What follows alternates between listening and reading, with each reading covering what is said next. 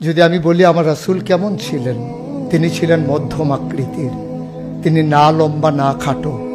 তিনি কখনো বা যখন হাজারো মানুষের সামনে দাঁড়াতেন, বিদায় হজের সময়ে 1,40,000 সাহাবা যখন ময়দানে, তিনি যখন আস্তে করে উঠে দাঁড়ালেন, ওনার চাইতে অনেক লম্বা লম্বা মানুষ থাকার পরেও অবাক বিস্ময়ে সবাই তাকিয়ে দেখলো সবার উপর দিয়ে যে মানুষটির মাথা মুবারক দেখা যায়, তিনি নবী মুহাম্মদুর রাসূলুল্লাহ সাল্লাল্লাহু আলাইহি ওয়াসাল্লাম। তিনি মধ্যম আকৃতির হওয়ার পরে সবার উপরে তার শির, সবার উপরে তার মাথা। সবাই অবাক বিস্ময়ে তাকিয়ে দেখলেন তার চুলগুলো হালকা হালকা কোঁকড়ানো। তিনি কখনো বা যখন চুলের ভিতরে তৈল দিয়ে আছড়াতেন, অবাক বিস্ময়ে মানুষ তাকিয়ে দেখতেন, মনে হতো চুলের মাঝে যেন মৃদুমন্দ ঢেউ দেখা যায়।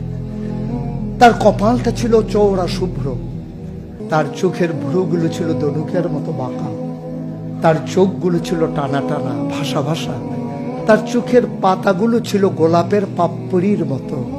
তিনি কখনো বা যখন চোখের পলক ফেলতেন, অবাক বিস্ময়ে মানুষ তাকিয়ে দেখতেন, মনে হতো মৃদুমন্দ বাতাসে গোলাপ পাপড়ি দোল খাচ্ছে।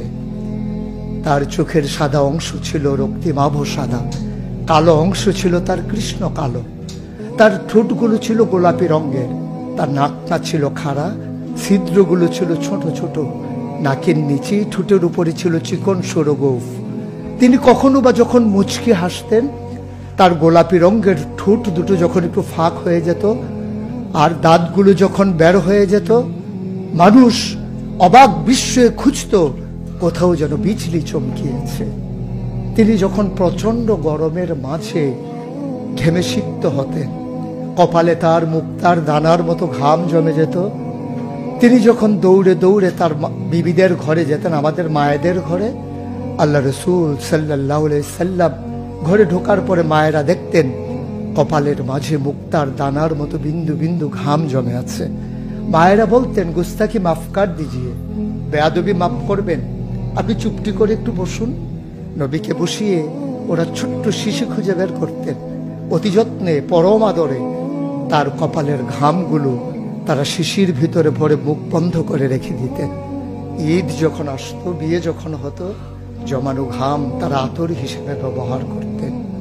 এ নবী তো সে নবী, হেঁটে গেছেন 1 মাস আগে রাত পথ ধরে, যাওয়ার পরে তিনি তো চলেই গেছেন।